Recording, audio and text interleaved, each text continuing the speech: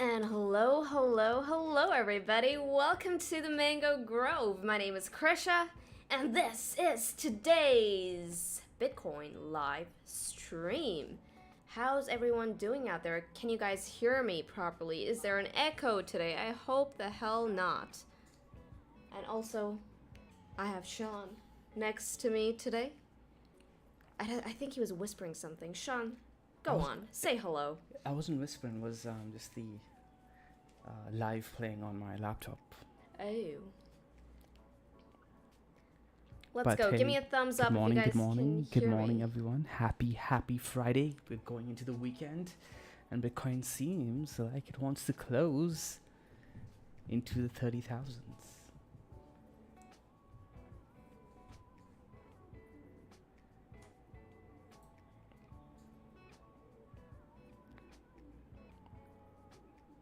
Morning, Nandi.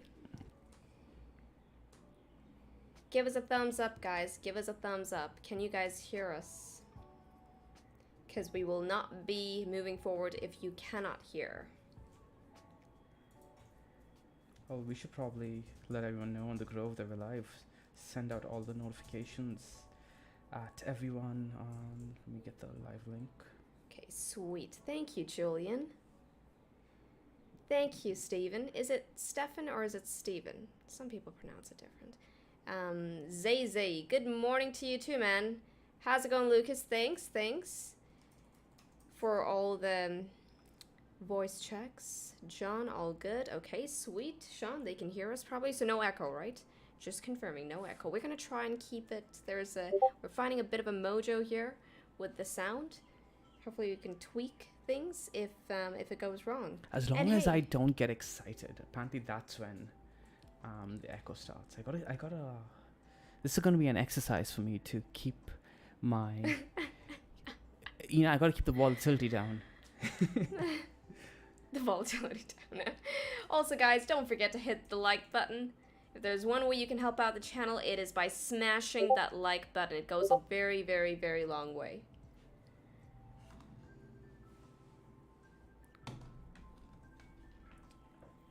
God, my table is so messy.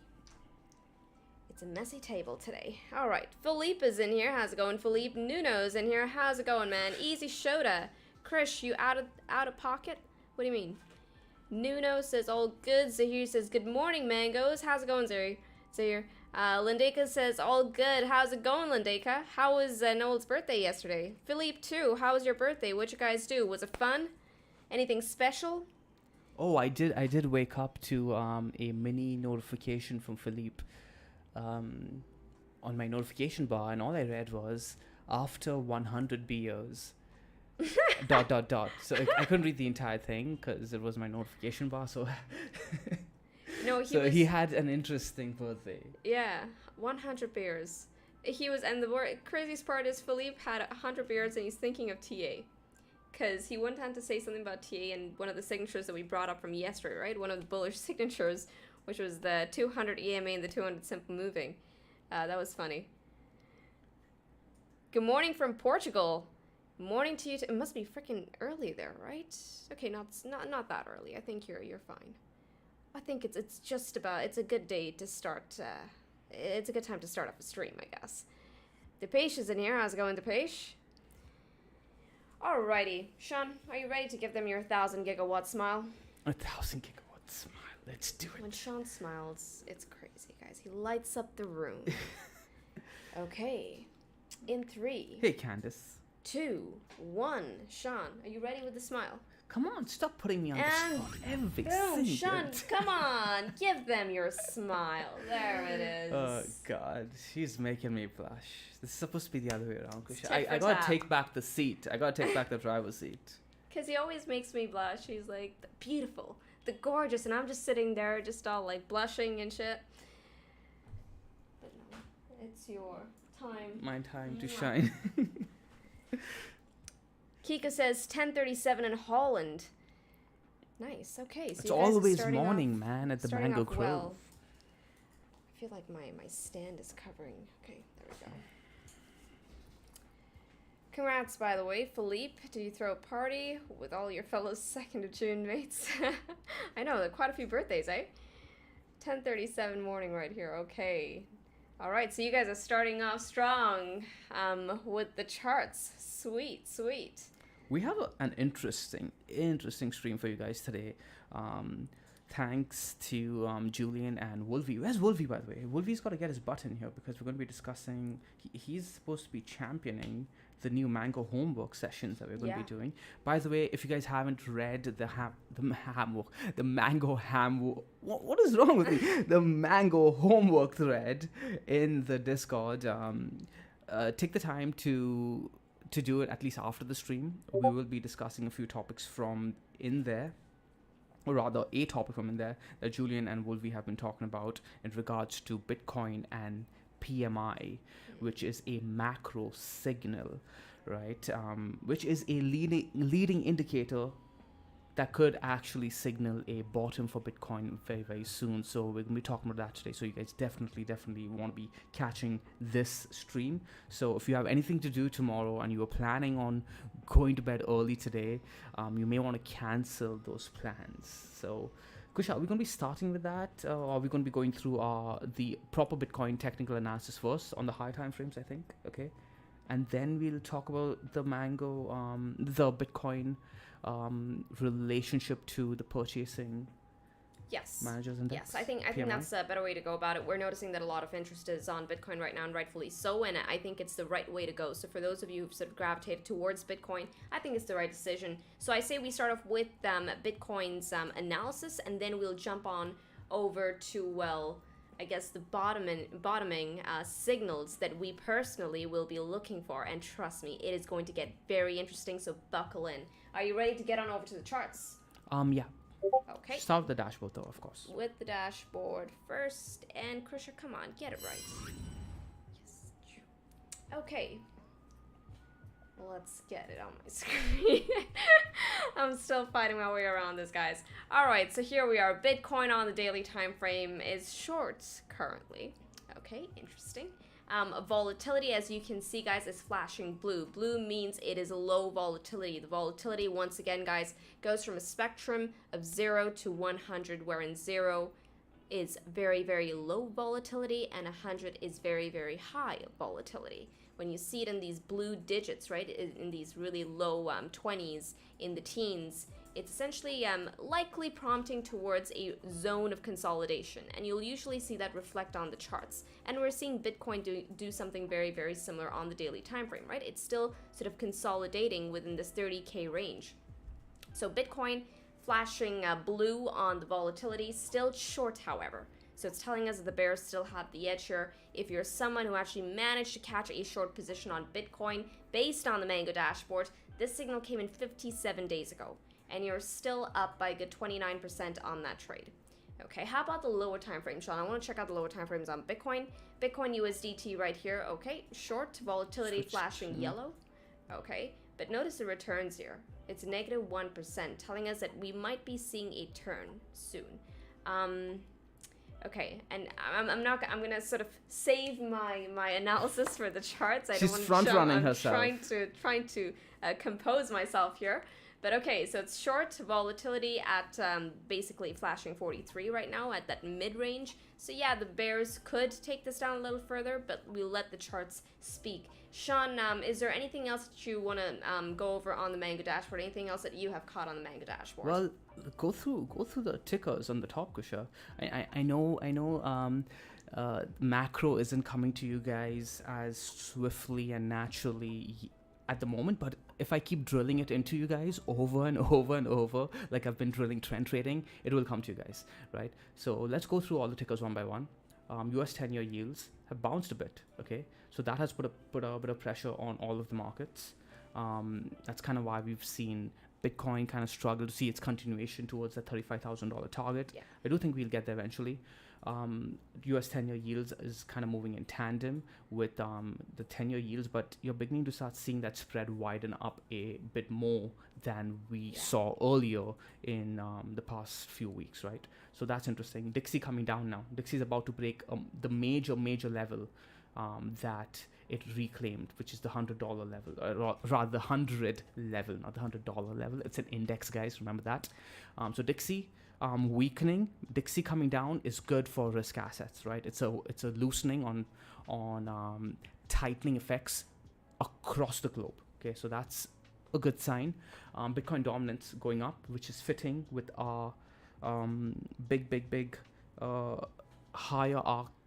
higher view trading mindset for the next 6 months, which we highlighted to you guys. I think around 4 weeks ago, we said that the Bitcoin dominance saga is about to begin, and Bitcoin dominance has been trending aggressively towards the upside ever since then. And fear and greed still sitting at extreme fear. It's been a while since we've seen extreme fear be so persistent, right? And this is kind of, again, what we've been expecting. We'll see volatility between people's emotions. Every time Bitcoin rallies, they're going to get really excited, right? But this is going to keep happening, I think, until people get chopped out completely and they give up hope. And that tends to happen on the ups and the downs and the ups and the downs. Yes. And that's where the Ichimoku comes into play, guys. Okay, we'll be going through the charts. And that's where the 12-hour Ichimoku, the daily Ichimoku all come into equilibrium one by one. That Tenkin starts coming down. The Kijun starts coming down as price goes up and down, up and down. If you guys are on the seed program, this is the time to be rewatching the Ichimoku module. Okay, I explained the mathematics in a very simple way using fun mango analogies. Right? Actually, I use mangoes, guys, to explain the Ichimoku to you guys. So please go ahead and rewatch it. This is the time. The bear market, 2018, 2019, is where my life changed. Yes. Okay, it changed my life forever. You guys have the opportunity to change your lives during these kind of markets. This is why you guys notice that during the bear markets, mango is its most active. Right? Why are we always so active during the bear markets?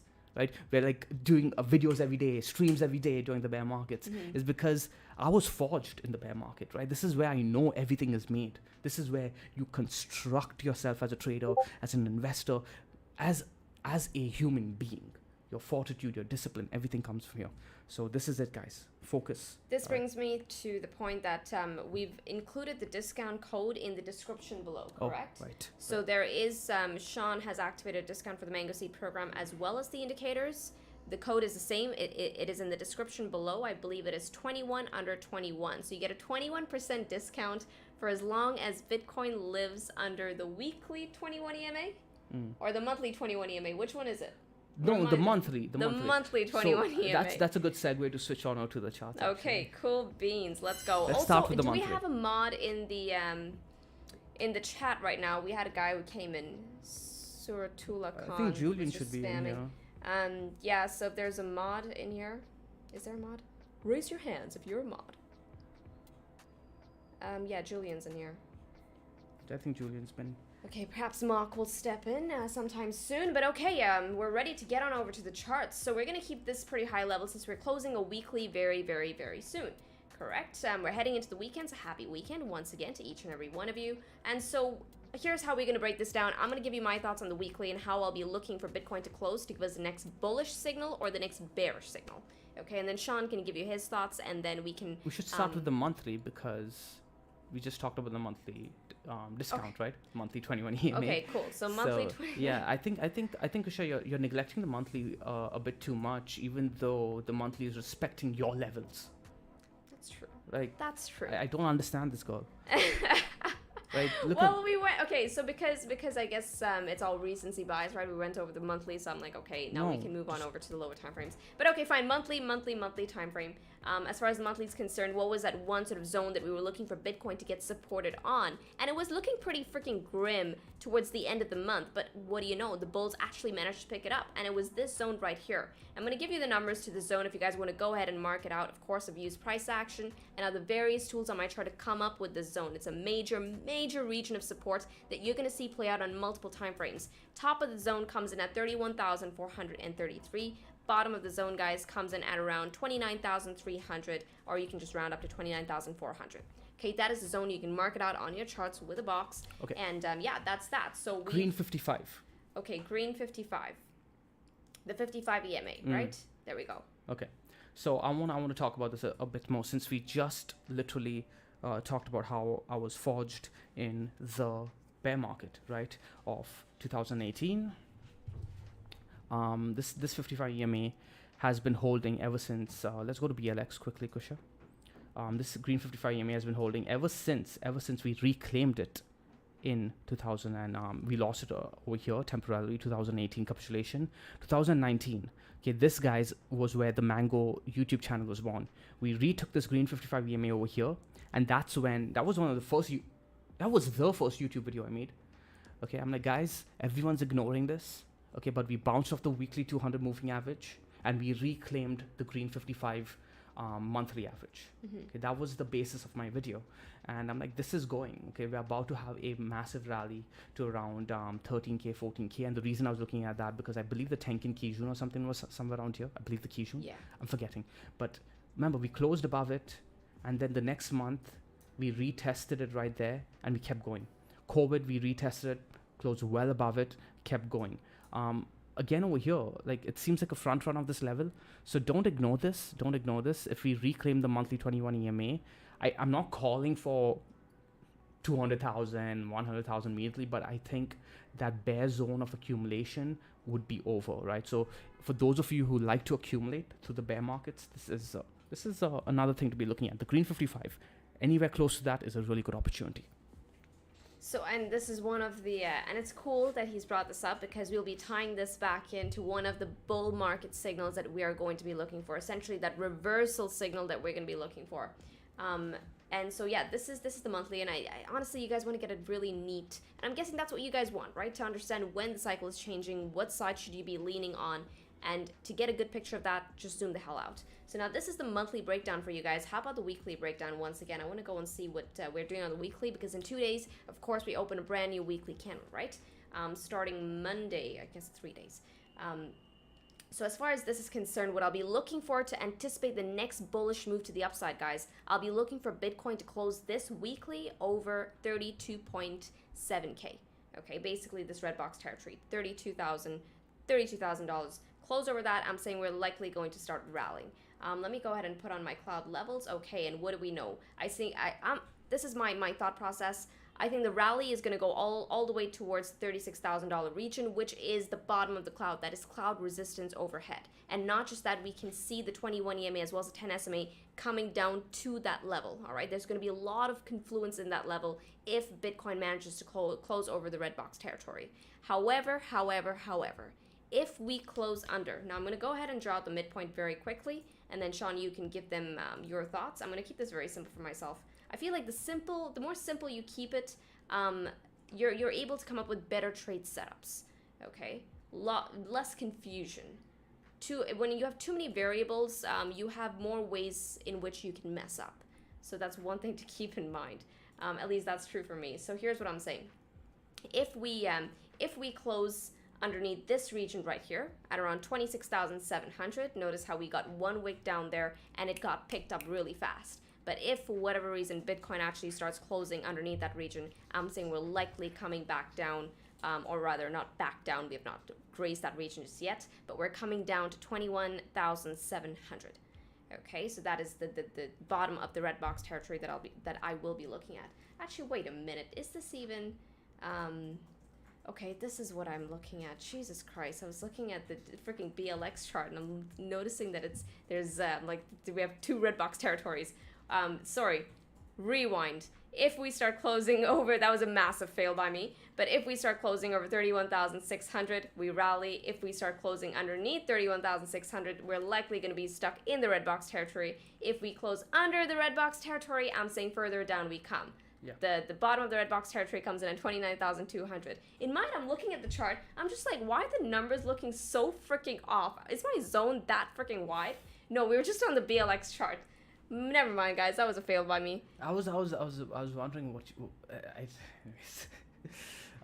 because that's what we want to talk about though. Yeah. We want to go over that. We want to go over that red zone on the BLX chart as well, and we want to talk about how these do line up with the. So if we break down, guys, from underneath Krisha's zone, I think at that point you want to be zooming zooming out into the BLX chart and be looking at the accumulation zones. Yeah. Right. So I don't want to I don't want to confuse the entire thing. This is just more immediate price action. Okay, this is just leading up to the next weekly close.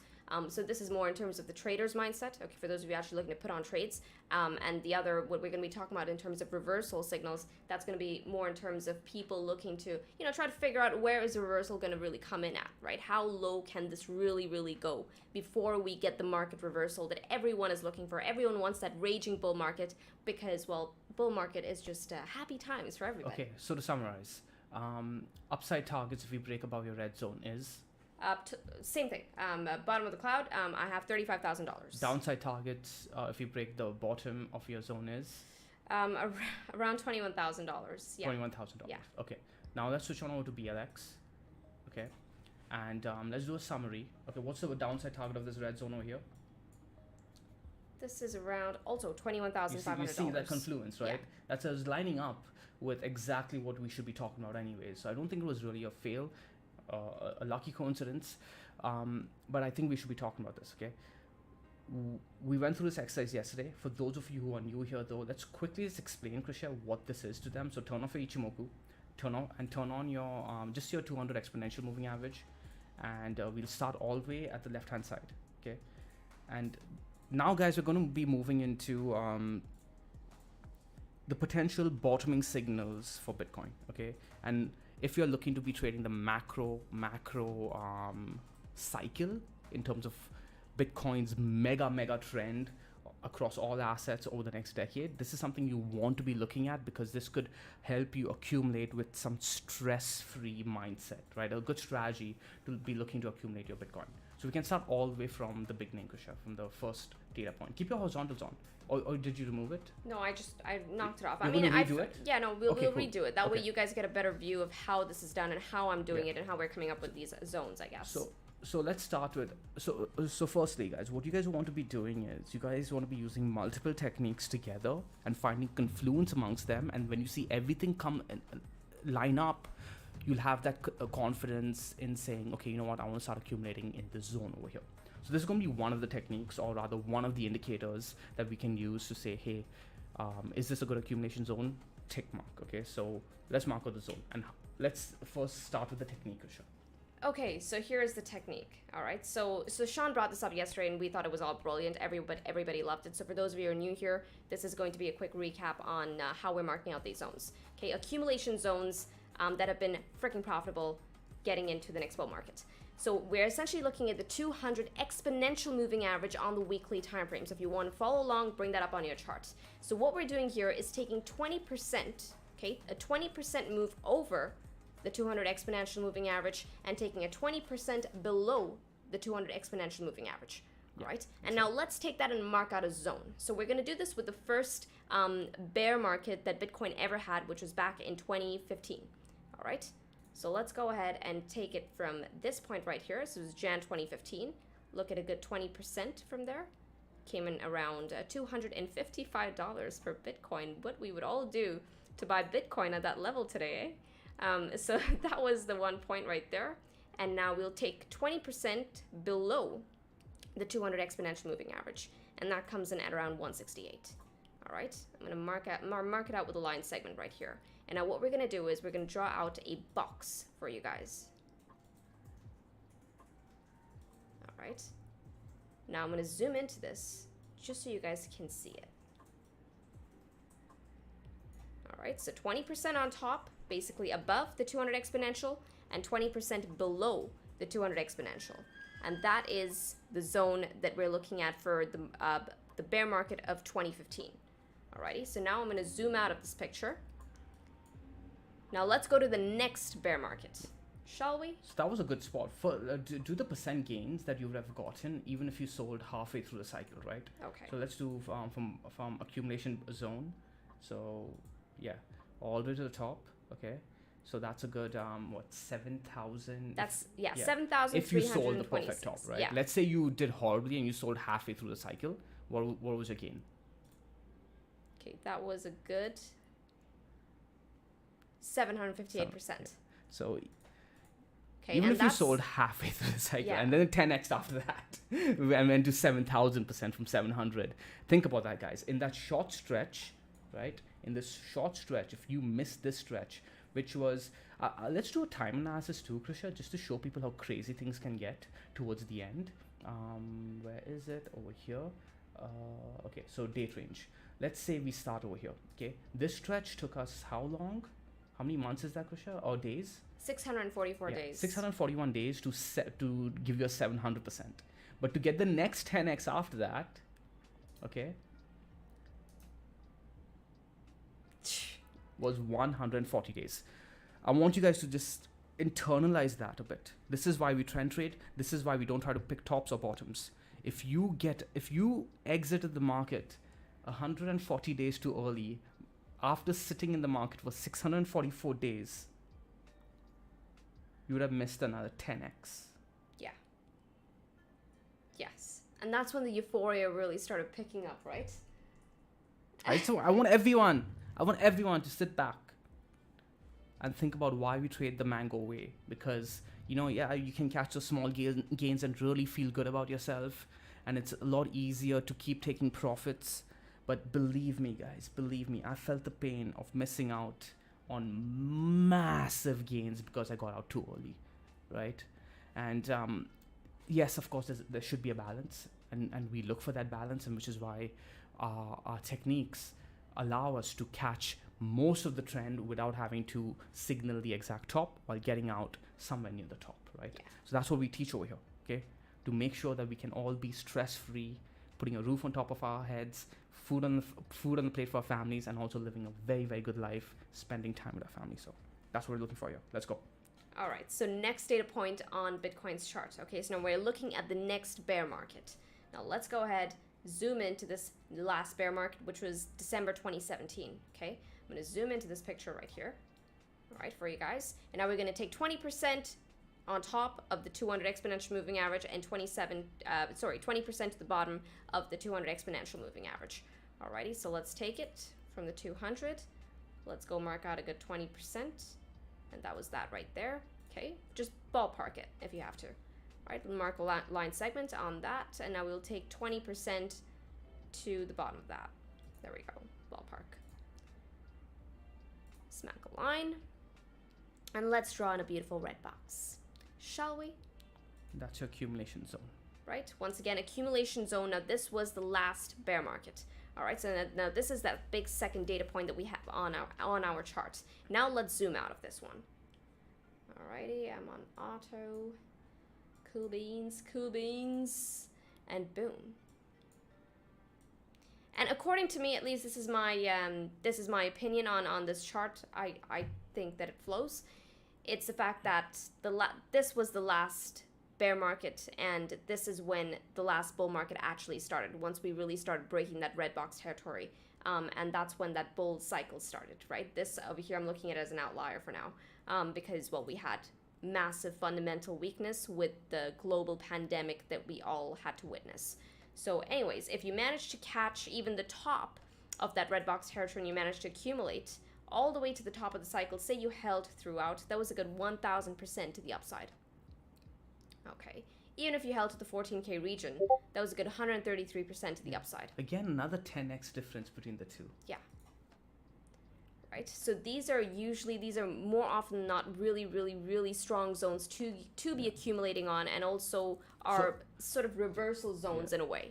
So even if you caught half of the cycle, right, and you sold too early, what would that be, Kusha? Like 500%? Half of the cycle? Yeah, from top to bottom, yeah. Bottom to top, yeah. So half of it, which would have been like what? You would have been selling 20,000, right? Yeah. Around 17,000. So yeah. How much percent would that be if you, like, you very, very unlikely would have taken profits there. Very few people would have, but 242%. Yeah. Not bad. Still not bad, not bad at all. That's assuming that you accumulated only at the top of the zone, right? If you accumulated on average and you got the average of the zone, what would that be? Around 400%ish, right? 300%, yeah. So not bad. Great accumulation zone in my opinion. So now let's mark out the zone again. Okay. Okay, so now we've reached the point where we're currently sitting at. Alrighty.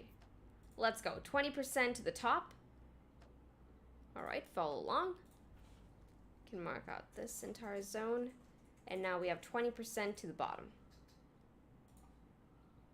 All right, 20% at the bottom, which we have not got to just yet. We may even not get to it. Let's see. Okay. But this is the zone right here.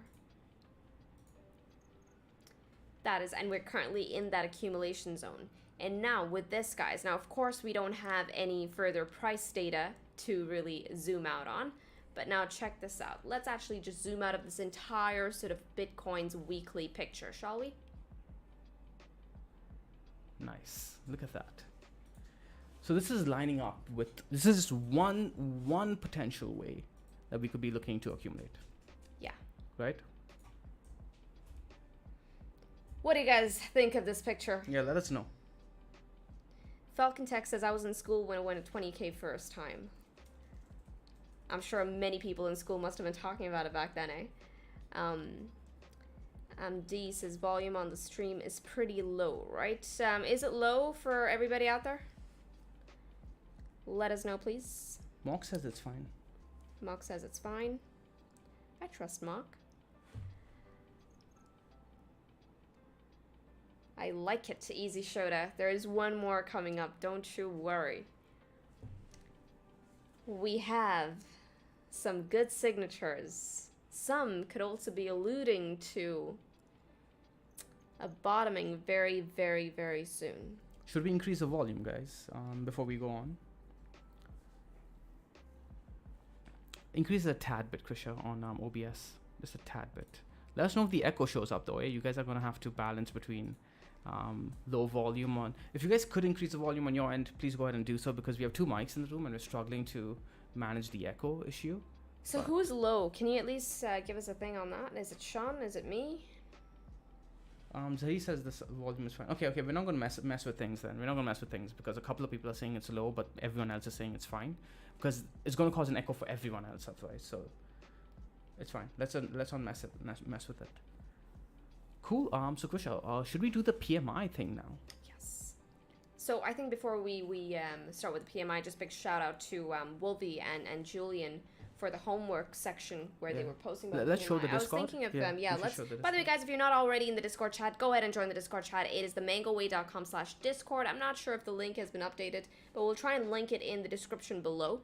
And also, if you haven't already, smash that like button and you like what you're seeing here. Well, this is one way in which you can actually help the channel just by smashing the like button, guys. Such a small click, but it goes a very, very long way. Please go ahead and do so. So now, let's go ahead and show you the Discord chat, because, I mean, it's just in the main grove. Like, anyone can sort of just join into the channel, right? Let me just go ahead and pull that up. Let's see, that should have changed my screen, and boom. Okay, sweet. So for those of you who do not know what sort of sub-channel we're talking about, so right here we have Grove Chat, right on the top, and now you can see we have two sections, Mango Homework and Stream Altcoin Requests. So Mango Homework is where Julian and Wolvie have posted some amazing golden nuggets of the correlation between PMI and Bitcoin. So go ahead and check that out. They've actually done some amazing write-ups and taken some really good insights away from Lynn Alden right here, who had a podcast with Blockware. So go ahead and check it out. There's a lot to learn. So and for those Krisha of you found something fantastic. Yeah, I did. So I'm gonna try my best to explain this. Okay, so first, should we go through what PMI is, Krisha? Yes. Let's zoom in on the chart. Just click on the chart there. Okay. Yeah. So the PMI over here is... Let me just see what the visual looks like. It should be okay. Yeah, okay, cool, awesome. So over here, the PMI is the red line, okay? The PMI is the red line, and Bitcoin's price is the blue. All right. So what is PMI? I want you to think of PMI as a manufacturing index. Now, why do people even look at PMI? Because generally, what does the market really run on? Good feelings. What does good feelings run on? Well, when you're feeling nice and rich, when you're feeling liquid, like you can spend, right? So there's something, the people usually look for liquidity. How much liquidity is there in the market, right? Because that liquidity is going to determine how good people are feeling and how good businesses are feeling. And accordingly, they're going to start spending. So usually PMI is used as a proxy to determine the sort of liquidity that we have running around in just general market conditions. So PMI is basically a manufacturing index that records, what is the manufacturing like amongst, say, 400 companies and in different industries, right? Now, manufacturing can either contract, it can expand, or it can remain the same.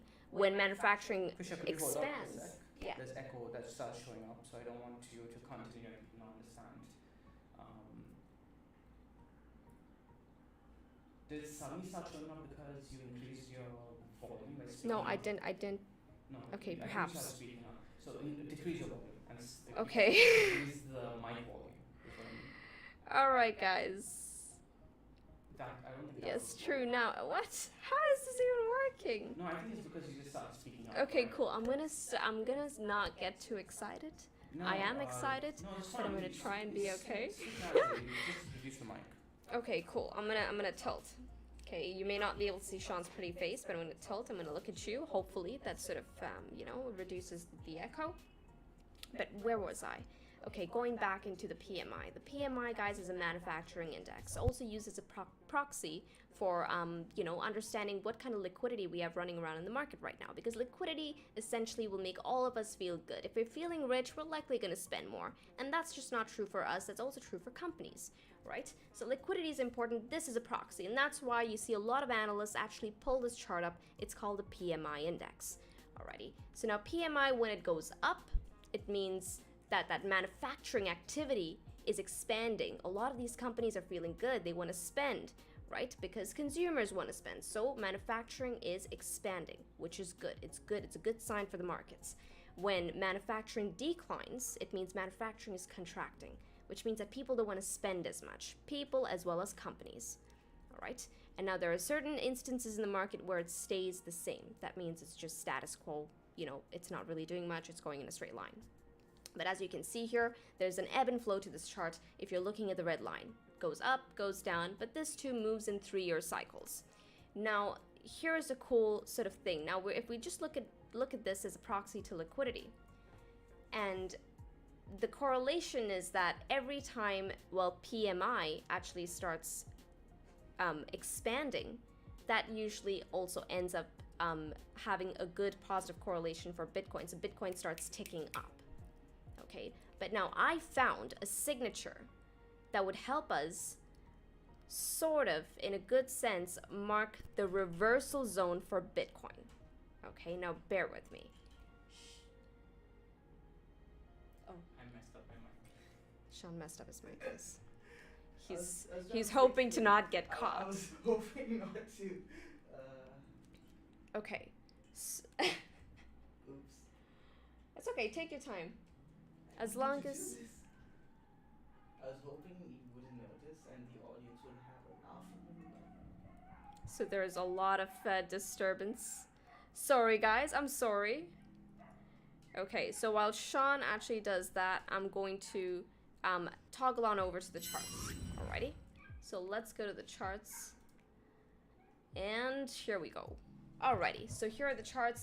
What I'm gonna do is I'm gonna pull up the PMI index. Okay, so basically that manufacturing index that everyone's looking at, and in that I'm gonna look at the momentum of that chart because it's an index. So you're not gonna look at candlesticks and stuff on that. Some of it makes no sense. So we're gonna look at the momentum, right? Because we want to understand the momentum of the manufacturing activities. So let's go ahead and pull it. I believe I have the ticker saved up right here.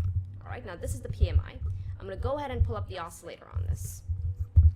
Okay. I'm going to get rid of the Mango Mom for a second. I want you guys to concentrate on the Stokes. Okay. All good, Sean? All right, before we, can you guys hear me? Apologies.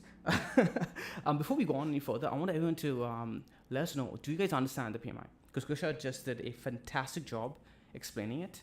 But if you guys have any questions, right? Any questions whatsoever, we need everyone to be on the same page here. Okay, this is an educational channel first and foremost, and calls and signals and targets are like our tertiary priority.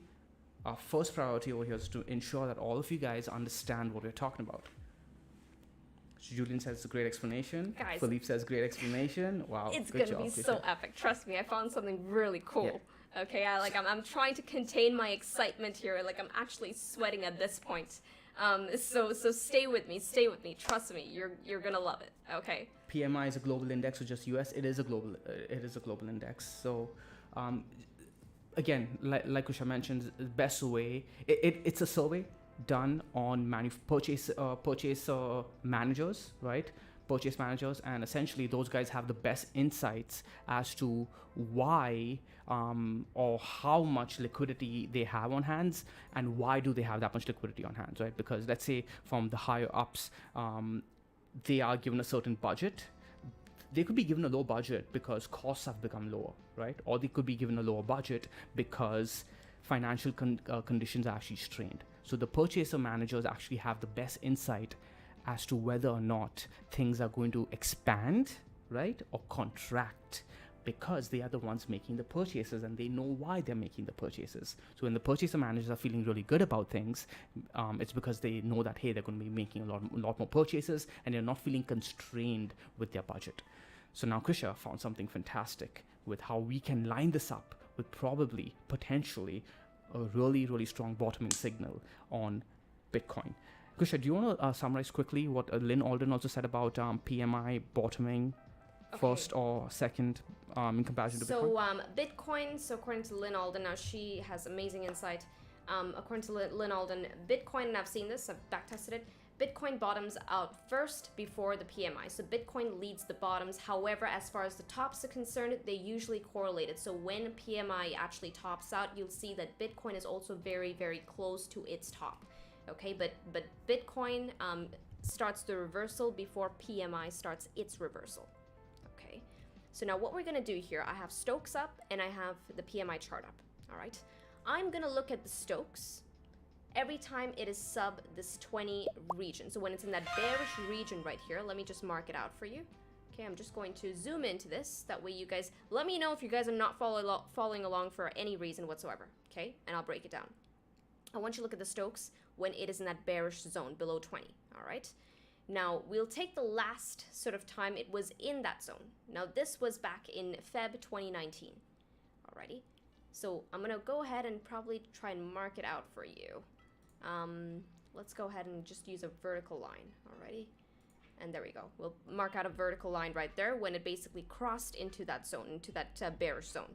When was the last time it did that, right? Now, actually no, let me go back. So now, ever since when it crossed on the zone, this technically marked that reversal, okay? This was the last oomph for the whole slump in the economy. This was the last oomph for the slump in manufacturing activities before the PMI turned, before things started getting better for the economy, before manufacturing activities started picking up. But this was the last oomph, okay? Now let's go into the second time this happened, right? This was June 2015. Let's go ahead and mark that out with a vertical. Now, once again, I want you to notice this. Once again, this was the last oomph for the slump before things started to turn around, right? We saw a turnaround. Now, this usually works in 3-year cycles. So this started to turn around here. As you can see, as soon as we started crossing bullish, this started to turn around here as well. How about the last time we were in that bearish zone under the Stokes, right? So this was back in October of 2011. All right, so let me go ahead and mark out a vertical line right there. Sean, I want you to follow along with the chat to let me know if someone's not keeping up. Exactly right. Okay, so now this was 2011 and that bearish zone for Stokes. And I want you to notice this was the last oomph for the slump in the economy, right? It didn't take too much time then until things started to turn around once again. Alrighty. Now, when was the last time before then? That was December 2008. Now, this was the financial crisis. Okay, that was the last slump in the economy before, once again, things started to turn back around. So you can see a signature of sorts here with the Stokes as well as with the chart, the PMI trend. Okay, so now what we're gonna do is, and I wanted to gauge momentum here. Okay, now with this information, let's go ahead and bring up the Bitcoin chart.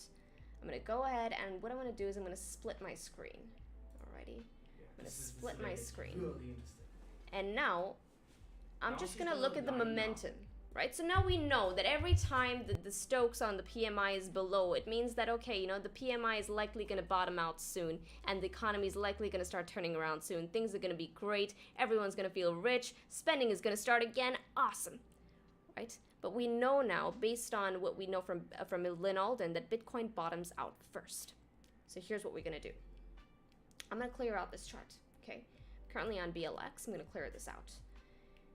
Can you guys see my chart? I hope you can see. This is going to be an important signature because this is basically telling me that we're very, very close to a bottom here. All right.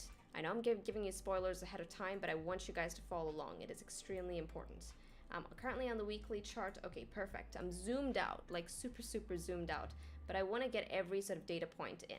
All right, we're going to start off with the first bear cycle for Bitcoin, the first bear market for Bitcoin. All right. Now, this was back here in August of 2011, right? We're looking at this juncture right here. I'm going to zoom into this.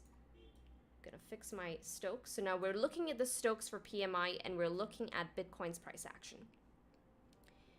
Now, we know now, this is the signature that I found. Every time the Stokes on the PMI crossed into the bearish territory, that marked out the bottom for Bitcoin. Okay, that marked out the basically the turning phase, the turning point for Bitcoin. That's when you start getting ready. Okay, that's when you start getting ready. That is your get ready signal. Alrighty, so remember, the Stokes crossed here, 29th of August 2011. Alright, we started crossing into that bearish territory. I want you to notice what Bitcoin was doing then. Okay, we were sitting right around here. I'm gonna go ahead and mark that out too. Okay, that was basically saying that, okay, this is where you get ready. This is where the accumulation zone really starts. Okay, get ready because things are going to start turning around. Guys, this is the weekly chart, by the way. Now, when was the next time that happened? Right now, once again, I want to draw your eyes into the Stokes. Right after this slump, 3-year cycle, great, all well and good. Once again, another economic slump. And now this happened in April of 2015, where once again, guys, we crossed bearish. I'm going to fix my chart. Apologies, I'm not too... fluid with the double screen thing. But after 2011, the last time we had that bearish slump, last time we entered the bearish territory was here on June 2015. All right, what was Bitcoin doing in June 2015? All right, I'm going to mark this out. You'll notice that you'll see the corresponding Bitcoin time frame on the Bitcoin chart, right? As when I hover on the Stokes, you'll find that there's a line on my Bitcoin chart as well. So that's what Bitcoin was doing. I'm going to try and line it up for you guys. There we go. Okay. That's where Bitcoin was at when the Stokes crossed into the bearish territory for PMI. Okay. So once again, guys, that was pretty much marking the accumulation zone for Bitcoin, telling you that, hey, things are about to start reversing. Get ready. Get ready. Okay. Now, once again, when was the last time the Stokes crossed into the bearish territory? It was back in Feb 2019. Okay. I'm going to line up that chart for you. Let's just line it up very slightly. There we go. Okay. What was Bitcoin doing on Feb 2019? Let's go ahead and mark out a line there. Zoom into this price action.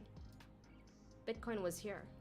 We're sitting at $3,882. This is before the 20% move, guys. That's when that's when the PMI entered the bearish territory. And when the PMI enters bearish territory, that is your sign to get ready for the next Bitcoin run. Okay, get ready. That essentially marked out the next bull market turn, that next reversal in the market. Now, question is, what are we doing right now? Right? I'm going to zoom out on my Bitcoin chart. Get into, well, the current zone of, price action. And now what is the PMI Stokes doing, guys? We're inching towards the bearish territory once again. Okay. As soon as we start entering that zone, that is going to be your get ready zone for Bitcoin. We're not there yet, but it's coming. We're super, super, super close to it. Okay, that is going to be your get ready zone because Bitcoin is going to lead first. Bitcoin's going to reverse before PMI reverses. All right, that is the trend so far. Bitcoin is going to reverse. It's going to hit that bottom before PMI finds its bottom. All right, but as soon as the PMI enters the bearish territory, that's your get ready. All right, and we're getting there soon. So eyes on the charts, eyes on the macro, because remember, PMI is liquidity. It's giving you an idea of what the liquidity in the entire macro market is looking like right now. All right, so you want to understand the momentum in that liquidity. Are we looking good? Are we looking bullish? Is it trending up? Are we trending down? Right? Kusha, I have a quick I just noticed something. PMI data over here is a bit the most recent data isn't there yet. Yeah. Right, so we are a few weeks behind. So the PMI data, the PMI stocks may actually be already bottomed. We're not seeing it yet. Are you following with what I'm saying? Yes. This data point over here is pointing back to all the way to Feb, right? So this data isn't really fully updated because the last data point is in Febish.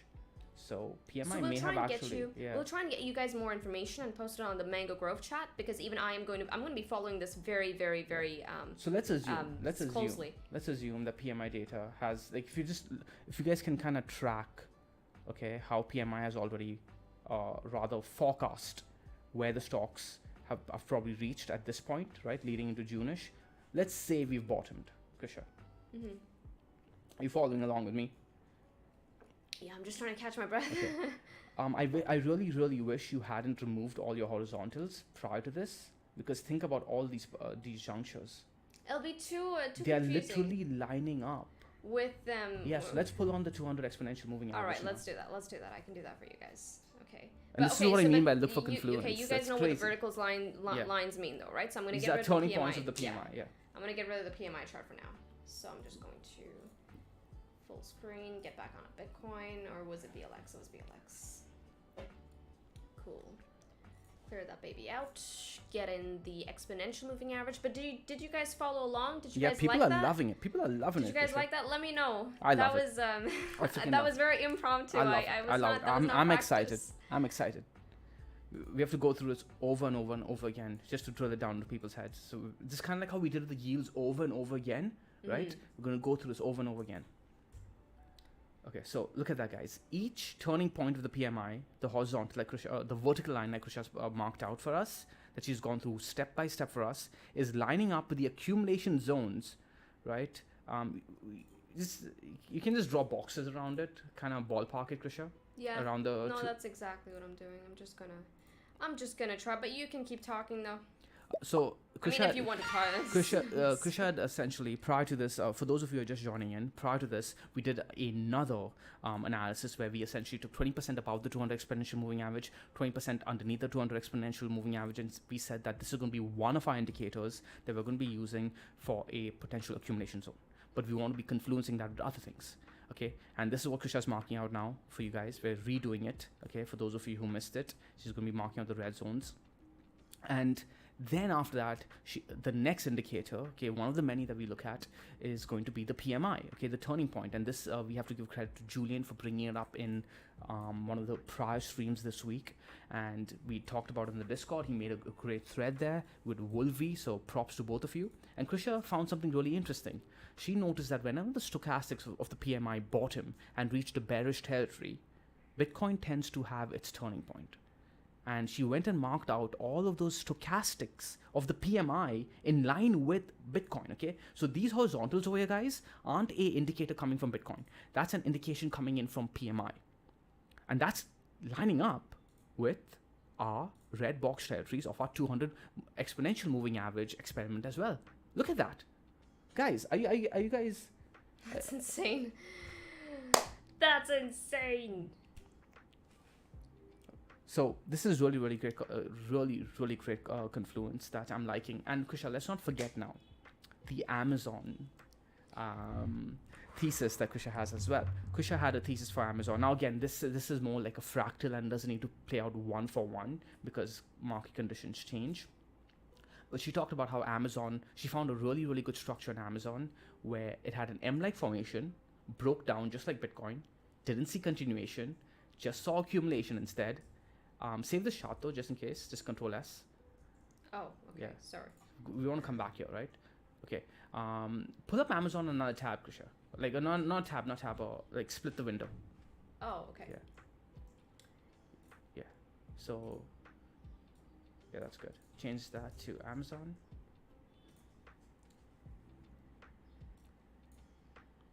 So now we're going to be showing you guys a fractal that we've been talking, and this is not like, oh, hey guys, this is matching. We've been talking about this fractal for months now. Krisha found this like months ago, and we've been looking for this to play out on Bitcoin.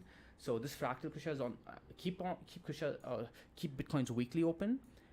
Actually, no, switch to Bitcoin's monthly because it is a monthly fractal on Amazon as well, right? And switch to Amazon's monthly as well. Okay, let me just I want to zoom into this picture for you guys.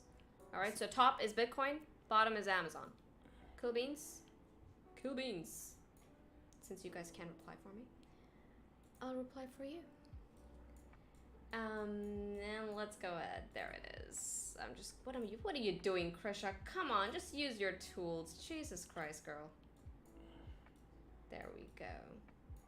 How cute is that? Look at that. Okay, so Amazon broke its M-like formation and just V-bottomed up. I don't think Bitcoin's going to V-bottom up. But even a prolonged consolidation and break towards the upside is going to line up with the PMI as well as the 200 exponential moving average being massive accumulation targets. Give me 1 second. I feel like the chat browser thingamajig is in the way. What I'm gonna do is I'm gonna put it in the corner here. Cool. That way you guys can see it and the chat is not in your face.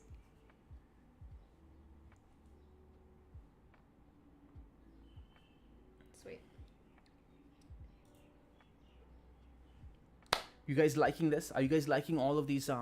Like, we go through a lot of hard work to be able to find these kind of data points for you guys, and these are very, very, very strong tradable ideas.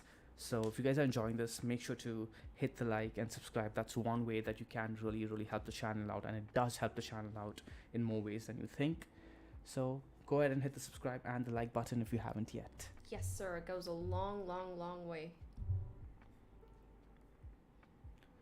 So Philippe says that this also matches up with something else Lynn said. I love that Philippe and Julian as well are both Lynn Alden followers. Yeah. Right. Yeah. It because honestly I love Lynn, and it makes me feel good knowing that we are drawing in the right kind of audience, because if I am interested in a certain type of topic and our audience is also interested in that, it means that we're doing the right thing over here at Mango.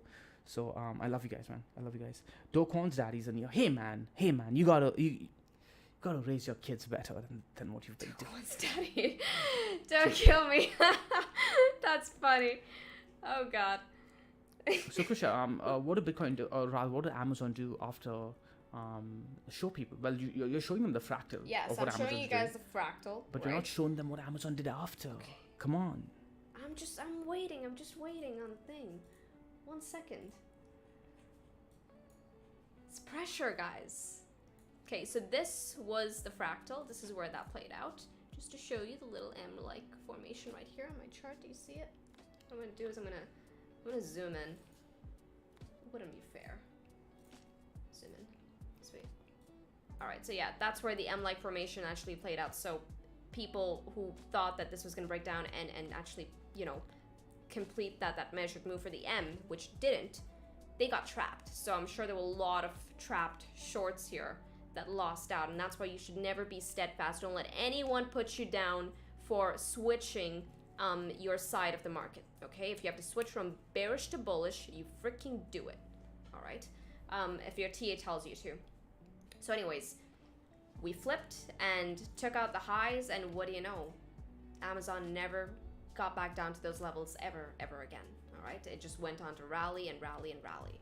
And even if you're taking it at the price that it's currently at right now, you're still up by 1,753% on your Amazon investment.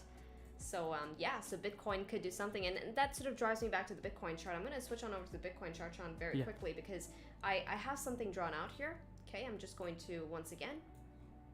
Now, I think we're looking at these red box territories, right? Which is based on what Sean found in terms of the 200 exponential moving average, taking 20% above, 20% below, mark out a zone, and that's turned out to be a pretty freaking neat buy-in, right? It's a pretty neat DCA if you look to DCA within those ranges. Now I want you to see what's happening here, okay? Where price is at currently to even the bottom of the zone, that's 27%. 27%. People trying to capture 27% in terms of building their positions on Bitcoin. In an attempt to capture 27%, and, well, messing up for whatever reason because of greed, they end up giving up the 1000%. next cycle to come. And that next cycle, say even if we get up even back to the top, even back to freaking 60K, right? Where is that? That's still a good 114%. Even just back to the highs is 114% from where we're currently at. So if you're someone looking to invest and you're looking to DCA, don't try catching, don't try fishing for the bottoms, right? Do it with a bit of discipline and do it with a bit of structure. You don't necessarily have to catch the bottoms, because in an attempt to catch the bottoms, you're going to miss out on that big, massive, massive move. So that's just a quick sort of tip. Indeed. Well done, Krisha. Great, really, really good find.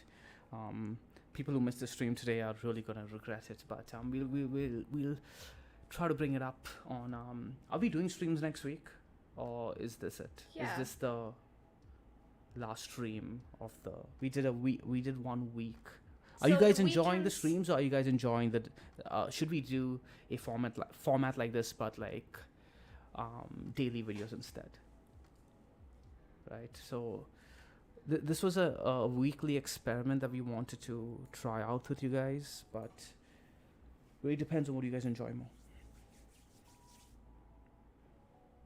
For those of you who are watching the stream after the fact, take the time to comment underneath the video and let us know. Let us know why you guys enjoy the streams, why you guys enjoy the daily videos instead, etc., etc. We can't do both, right? These streams alone take up 2 hours, more than 2 hours of our day actually. So rock stars. Thanks, Pat. Enjoying the live stream. Okay, so you guys seem to be digging the stream. I quite dig the streams because I don't have to edit videos, so that's nice. That editing is a pain in the... I do enjoy the streams because I get to talk to you guys. Yeah, it's a nice relationship that we can all sort of build here, right? That's the biggest thing I enjoy about the streams. I'm not gonna lie to you though, I am a introvert and the streams are far more exhausting for me. But the biggest takeaway for me is being able to just like talk to you guys. So. Oh no, Alina, we're not gonna forget you. So right, currently we are in the process of a move.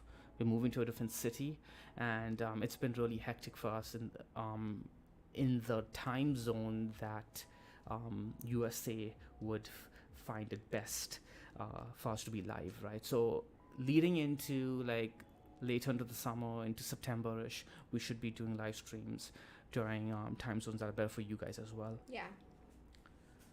The move has been hectic, but hopefully we wrap up. And if you guys really enjoy the streams, please take the time to, let us know, hitting the like, hitting subscribe, sharing it with your friends and family. Give us the motivation that we need to get better at honing our skills doing these live streams, because I'm definitely an introvert. Krisha is also partially an introvert, but we want to get better at this if this is a better format for you guys, right? We like presenting this stuff to you guys, so let us know and we'll get better, and maybe in time we'll be able to do one in the mornings, one in the evenings, so that way we cover both time zones, right? We could probably, because I was thinking cover Bitcoin and macro in the mornings, altcoins in the evenings towards the end of the day, but again, but we need to move towards that eventually, because right now this is really tiring for us. Yeah. John Jardine says girl power. Yeah, man, easy shot. You're so right. Like having Krisha lead at the moment is taking a huge load off my shoulders. Wolvie, you missed it, man. Wolvie's here. Krisha, he's late. We were talking about you. We talked about the entire PMI thing. You missed something great that Krisha found. Rewind. No, but Wolvie was also responsible for the homework, that manga homework sub-channel that we have. Yeah. Go ahead and join, guys. There's so many freaking golden nuggets in there. Like, we have some amazing people that like looking at the macro scene, and the macro scene is going to start tying in more and more to on the Bitcoin chart, so definitely have your eyes peeled on it. Of course, every time we see like these amazing correlations, we're going to bring them up to your attention, and then you guys can go ahead and pull it up. By the way, for those of you looking for the ticker for PMI, it is MAN_PMI. Okay, so just for those of you who want to pull it up on your chart. MAN, so it's man_PMI. So I believe that's taking data from 400 companies basically the manufacturing data amongst like various industries. That way they get it like a holistic view on the manufacturing data of, well, the entire sort of market, right? So it's not just one-sided into one industry. Quick heads up on that. Man_PMI.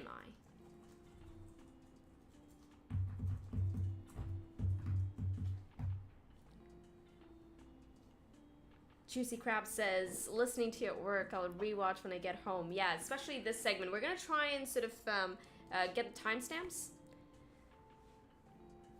Garage says, Garage 187 says, very impressed, guys. Thank you. I got my stand covering my screen slightly, so I gotta like tilt my head. So should we move into the altcoins?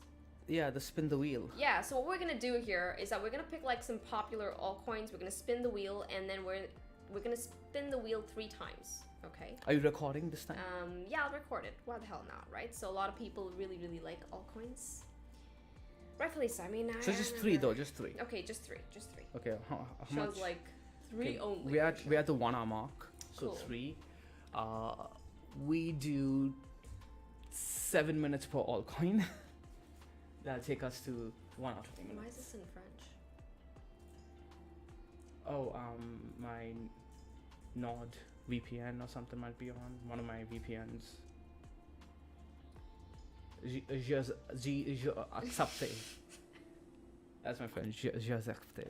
Juicy Crab, Dipple Dangler. Juicy. That's such a cool name. Are you a gamer? Juicy Crab, Dipple Dangler. That's such a. Thank you for the super chat. Appreciate it. Thanks, man. I think we got one more super chat from someone else up above. Can we view it somehow? I'm very crappy with this. Kusha, Mystery Ma says, do live shots on Insta or Twitter when there's something interesting brewing in the market. Kusha actually had an idea of starting an Instagram, a Mango Instagram account, like a Mango couple Instagram account, where we do like quick shots of like what we're thinking in regards to the market. If you guys enjoy that or you guys would be interested in that, let us know. We'll start that account. Julian's leaving. All right, Julian, we'll see you in, well, the chat. Okay, so far I'll tell you what we have on the wheel. Okay, I got let's go ahead and make this like a community thing. Ethereum, Cardano, 2. Matic.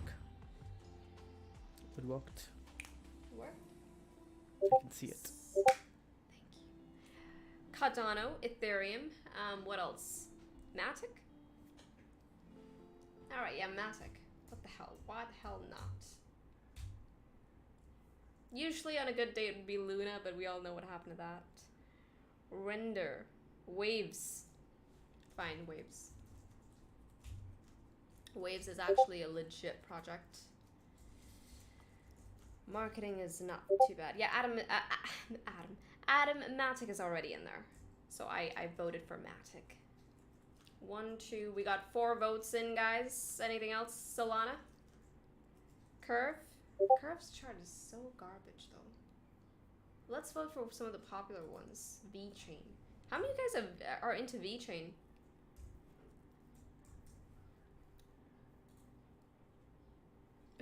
Curve. Neo. A lot of people added Neo. Near? Yeah.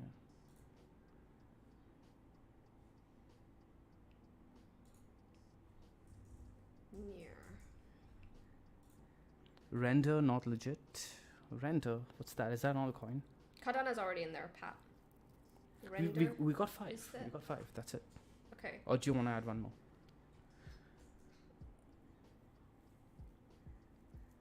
Man, these are like crazy names I've never heard of in my life. Quant, render. I thought you were asking me to render the video. Something GMT. All right, we can add GMT in there. Yeah, that's good. Okay, 6. Cool. 6. Alrighty, let's go. Let's do this, guys. And we are going to spin the wheel. And let's go.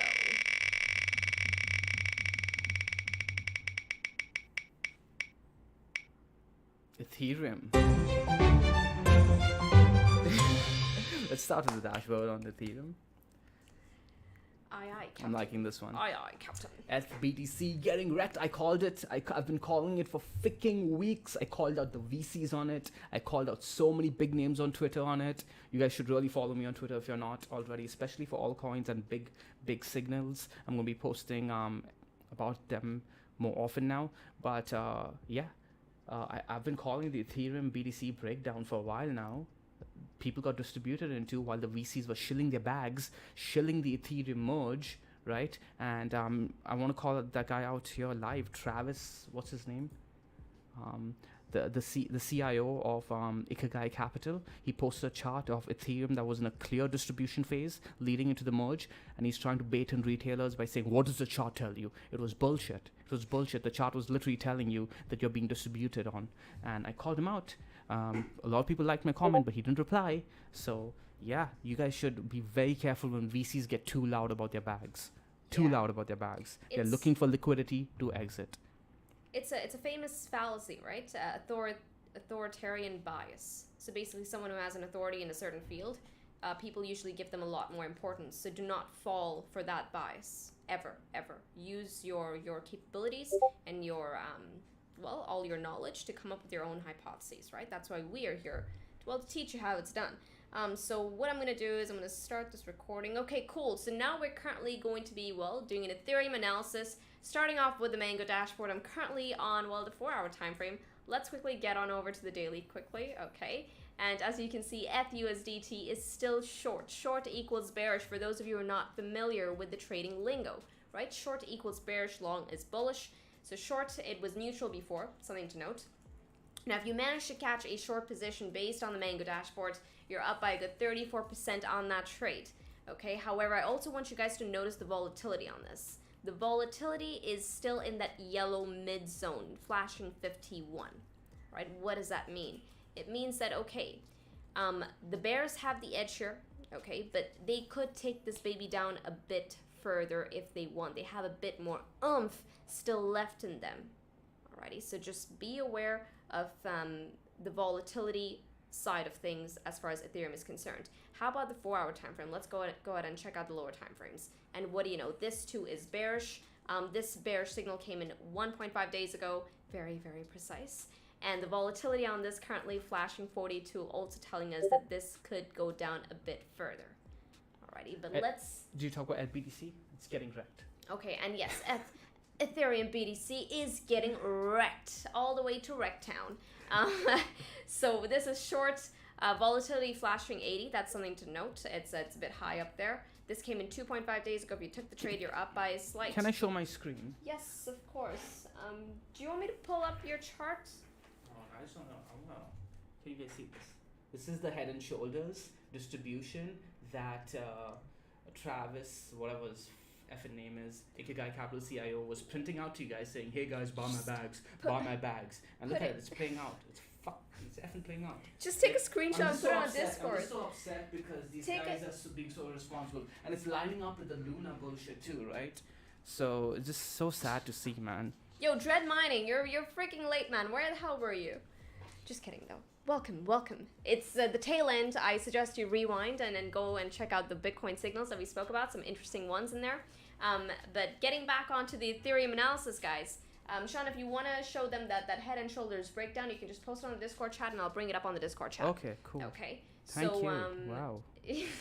So as far as Ethereum on the dashboard is concerned, guys, 4-hour is also swinging short.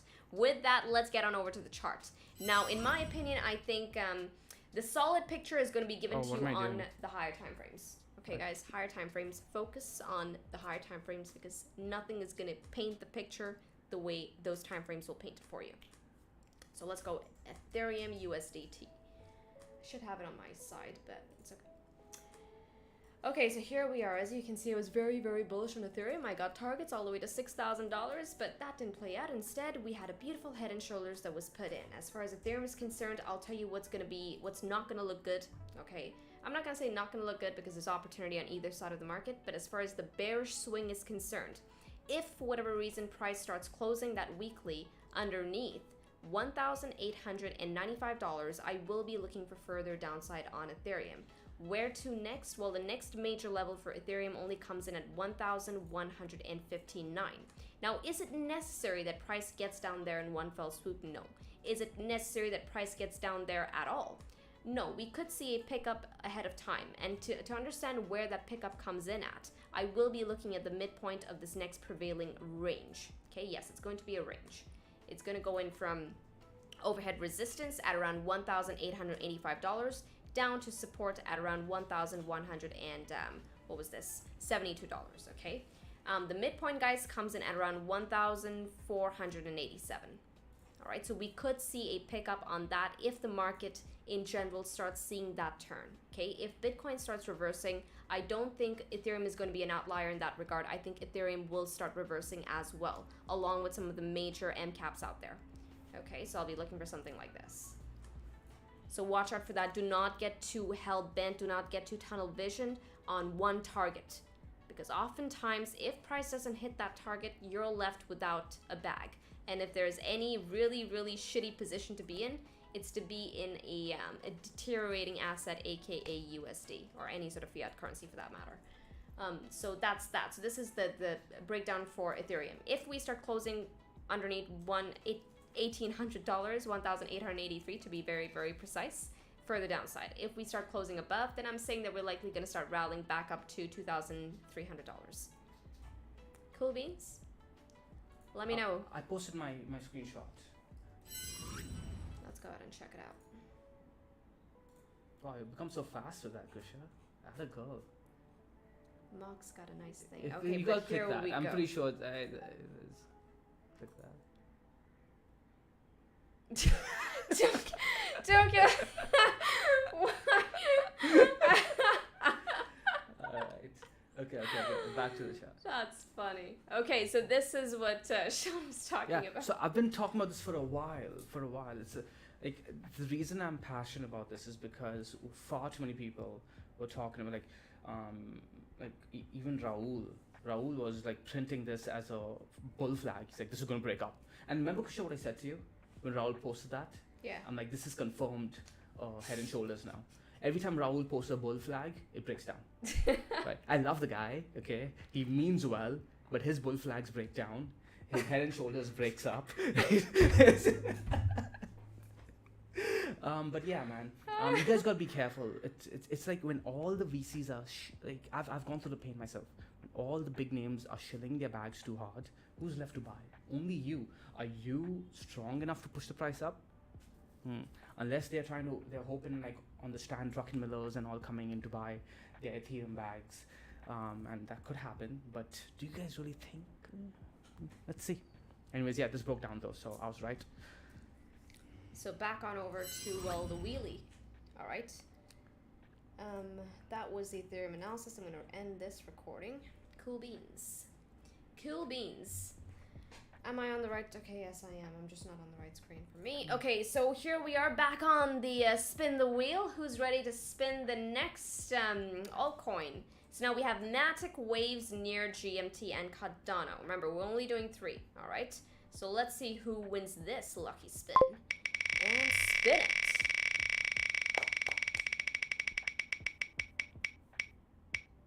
Matic. All the big names. The wheel knows which ones you should be looking at. No, actually, don't listen to the wheel. What do you Make your guys think about decisions. Matic? Does anybody know anything about the fundamentals of Matic? I think it may be the one that, who knows, right? Who knows? But if you guys know anything, and you guys want to educate Kusha and me, just go ahead and share something on the Grove, man. Any good articles to read on, etc., etc. I'm going to get on over to the chart now. So actually not the chart. So first we're going to start off with the Mango dashboards. Back on over to the daily time frame for Matic. And do we have Matic on this list? Matic. Okay, so Matic is not even on top. I'm guessing there are about 15, 20 coins on here, but Matic is not on there. And this is sort of ranked based on volume. Okay, so Matic's volume is clearly very low. I'm going to go ahead. Okay, so now we filter out Matic from the list. Matic USDT currently short. Short equals bearish. This bearish signal came in 57 days ago, and if you're someone who actually managed to catch a short on that, you're up on your trade by 59%. And it's not just about you catching shorts. The dashboard can often even tell you when it's time for you to start taking those profits, okay? Because 59% is basically 59% of losses saved on your part if you were actually someone holding a bag of Matic, right? So you can think about it in that sense as well. It's going to tell you when to start taking profits or when you should start pulling out of the altcoin, the underlying altcoin. So this is 59% up on your trade. Volatility, however, guys, flashing blue. Okay, now remember, when it's blue, it's essentially telling you that this could start getting a lot more volatile. To which direction? It's usually in the direction of the prevailing trend, which in this case is bearish. All right, so now this is Matic on the daily time frame. How about the 4-hour time frame? Any sort of turns on the 4-hour time frame? Because remember, one thing about trends, guys, the trend begins from your lower time frames and then it cascades on over to your higher time frames. Okay, so if you start seeing, you know, the trends start changing on the 4-hour time frame, on the 12-hour time frame, be careful of a reversal. We could start seeing signs of a reversal, or we could start seeing signs of a relief rally, all right, giving you a better sell. So Matic USDT, also short. This one, volatility at that 17, right, also very low.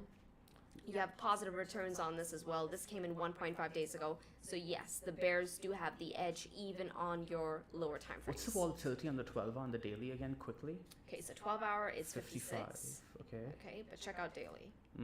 This is looking interesting. Let's look at the charts now. Right, charts. Cool beans. So back on over to the chart. My bad, guys. Okay, so here we have here, let's go ahead and get on over to the Matic chart. I'm going to get rid of some of the lines we don't need.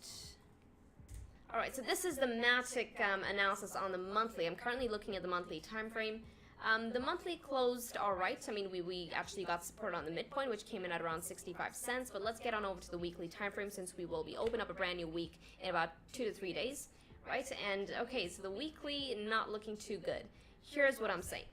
If Matic actually starts closing the weekly underneath this horizontal that I marked out here, right, 66 cents. You want to go ahead and mark it on your chart, go ahead and mark it out on your chart. If we close another candle underneath 66 cents, I'm saying this comes down further. Why? Because we have 2 confirmed closes underneath a major region of support that has now turned into resistance. How far down can we come? We can come all the way down to 37 cents, 37 to 33 cents. Okay, now while I do like Matic and I usually like playing the chart, I don't have any bias. That's a short. Okay, if I have to short it, I'm going to short it. If I got to sell it, I'm going to sell it. There's no point in having any biases here, especially if you're looking to make money. All right, be honest with yourself. So we have short signaled trend trade on the dashboard. Quickly, let's get everything into confluence now, okay? Switch to dashboard quickly, Krisha. Are you on the daily? I think so, right? Okay, so yeah, you're on the daily. Trend is short. Volatility is low. I like that, okay? 12-hour trend is short as well. Could you switch, right? And the 4-hour trend is short as well with volatility low. And then switch back to the weekly chart. Sorry, the chart. We have the weekly essentially about to confirm a close. So confirm, guys, is a double candle close underneath a major horizontal. That's screaming for a short trade down to your red box territory, Krisha, at the very least, right? And very easy invalidation is if we close back above that white horizontal you have. What is that level, Krisha, for the audience? 66 cents. 66 cents. So 66 cents. We have signal coming in on the dashboard, okay, and we're closing underneath the horizontal. That's a rejection. If we close the weekly like that, that's going to be a rejection candle, a retest and a rejection. It looks to me right now that altcoins are beginning to lose key levels and are going further down while Bitcoin is holding key levels. This could also be, Kusha, that altcoins deviated further away from their moving averages compared to Bitcoin. And like you said earlier, like a month or two ago, you said altcoins have not seen their bear market yet, Bitcoin has. This is the altcoin bear market that you were looking for, right? And it's happening fast. Altcoins are playing catch up to Bitcoin's down moves or lack of up moves. And Bitcoin dominance is reflecting that too. So let's go look at Bitcoin dominance to wrap up. You can see that right there. Bitcoin dominance is about to break major levels. Okay. Yeah. So yeah, I think that is a tradable opportunity with a good invalidation horizontal that you have marked on Matic. So we can wrap up with that. Just a quick look at the horizontal. There you go. Boom. I'm just going to give you the range, guys. If we get rejected and if we actually come down to the 39-cent region, that's going to be a good 36% to the downside. Yes, it's going to be a pretty freaking profitable range if you manage to bag it.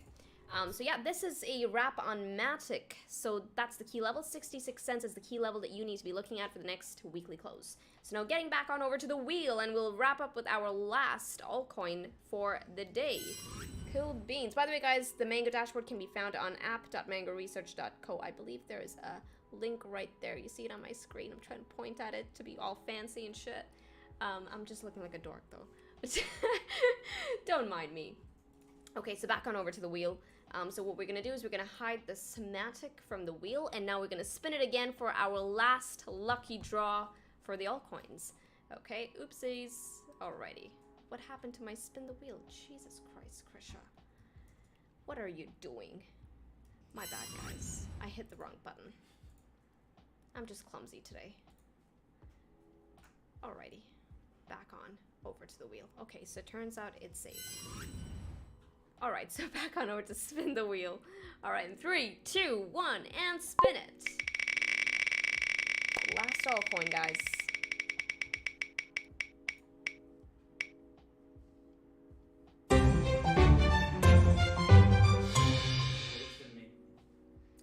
Waves didn't make it, unfortunately, Daniel.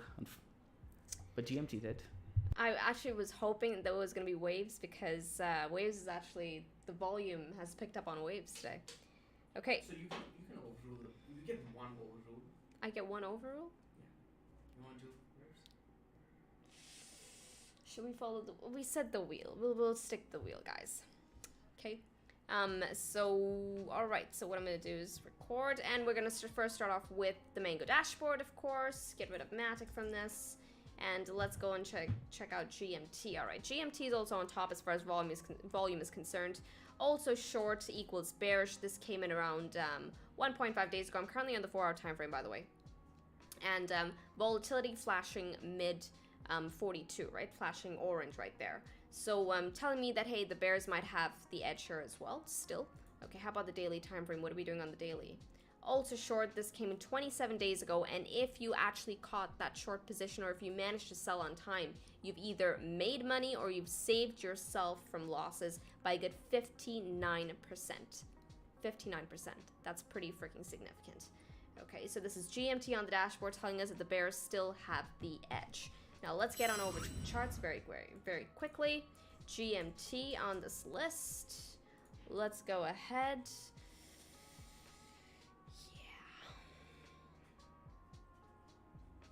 So we did do an analysis on GMT, like a daily video on GMT. Correct, Risha? We had downside and upside targets. We hit our downside targets, which is the zone right over here, right? We were looking at essentially this triangle, right? This bear flag or symmetrical triangle that could have broken up or could have broken down, but as soon as it rejected the 4-hour 55 EMA, I believe it was. Let's go and pull that up. I think. Yeah, do this. Where's your? There we go. Right. So where was it? Okay, okay. Right. So as soon as you rejected up somewhere around here, I'm trying to find where we were looking at. Is this your 55? No, give me 1 second. Okay, I'm struggling to figure out the indicators. No, that was my bad. I'm just gonna pull up the ribbon. Okay, yeah, there we go. Okay, yeah. So, yeah, gotta get your colors in control. So this green 55 EMI over here, guys. As soon as we rejected it over here, this is what we're looking at. We're looking for continuation. If we did break towards the upside, we could look for a move towards the purple 200 exponential moving average, but we did not break, right? It was an if this, then that. Instead, and we posted this in the seed setups as well.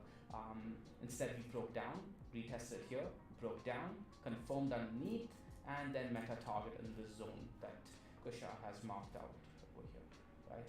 So that was a massive bounce zone though, right? We were looking for GMT to bounce there, and it did bounce there. You did see the bounce towards the upside. The question is, what does it do from here? And Krisha's not liking the picture over here from the looks of what. Yeah. So you can continue from here now, Krisha. I'm just going to tell you, I'm going to bring a pattern up to your attention. It has not triggered yet, so do not jump the gun on patterns. I cannot stress this enough. Every time I bring it up, I always mention this. Do not jump the gun on a pattern. Okay, if you are, make sure you're pairing it up with something else and not trading it in isolation. But I'll tell you what I'm seeing here. Apologies. Let's get rid of that. I'm sure some of you already see it for those of you who like patterns like me. But what do we have here? That is a bearish head and shoulders. Okay, it's a bearish head and shoulders. Let's go ahead and draw out the neckline to this.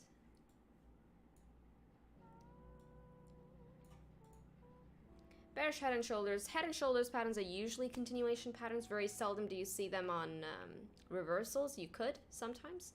But yeah, they're usually continuation patterns. And as you can see, we're currently in a downtrend, making this a very viable continuation pattern to be had here. Okay, so if we start breaking the neckline, guys, which in this case will come in at around 94 cents. Now, usually I wait on confirmed candle closes underneath the neckline. But if we manage to get that and we see additional technical weakness, let's go ahead and take the measured move of this and see if we have any confluence. Okay, first off, I want you to notice we'll be breaking. If we actually break this and if it starts ticking down, we're going to be breaking a very, very key region of support coming in at this zone here. 89 cents all the way down to 83 cents. I'm going to mark it with a red box. Okay, for those of you actually playing GMT. I know a lot of people are still in it because of the whole step-in app and people are making good money on it. But back on over to the 2-day, where does that take us down to? Okay, this would essentially, the measured move would take us down to 66 cents. Maybe I can get down to a lower time frame. There we go. Yeah, around 66 cents. At that point, I wouldn't be surprised if we actually come down to 57. I think, and that's the thing with patterns and measured moves, right? It's not necessary that it just stops at the measured move. We could see growing technical weakness that will bring it down further. But usually, more often than not, what I see is that price usually comes down there, just to show you, from experience, stops, finds support, and then another breakdown. Either it finds support there or it finds resistance there. So it'll break, find resistance, and then break down. Okay, but this is the play. The critical region of support is going to come in here, red box territory, 89 cents all the way down to 83 cents. But this, guys, is a show of technical weakness on the chart. Cool, and yeah, that's your analysis for GMT, aka Stepin. Any thoughts? Because we are going to be wrapping up. Yeah, we hit the 1 on 30-minute mark. Time to wrap up. Cardano will have to be on the next video, man. Yeah, this was top 3. Let's say I'm speaking and Krisha's mic is all the way over there. Can you guys hear me? Or my mic is really, really soft? I'm likely really soft, but really low.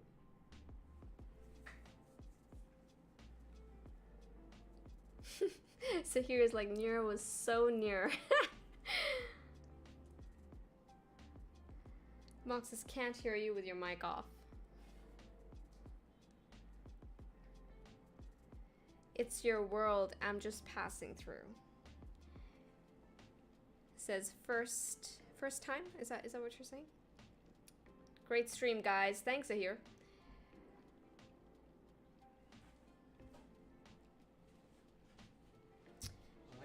Shred mining for as long as it's in the red box territory, I think we're fine. Let's see where the weekly closes. I think that's going to be the dictating factor. But go ahead. You were not here for the signature that we discussed as far as reversal zones are concerned for Bitcoin.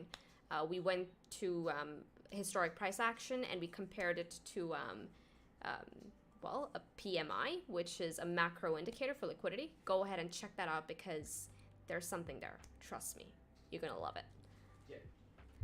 Yeah, you guys, for those of you who are just tuning in, you guys missed some crazy confluence analysis from Krisha at the beginning of the stream.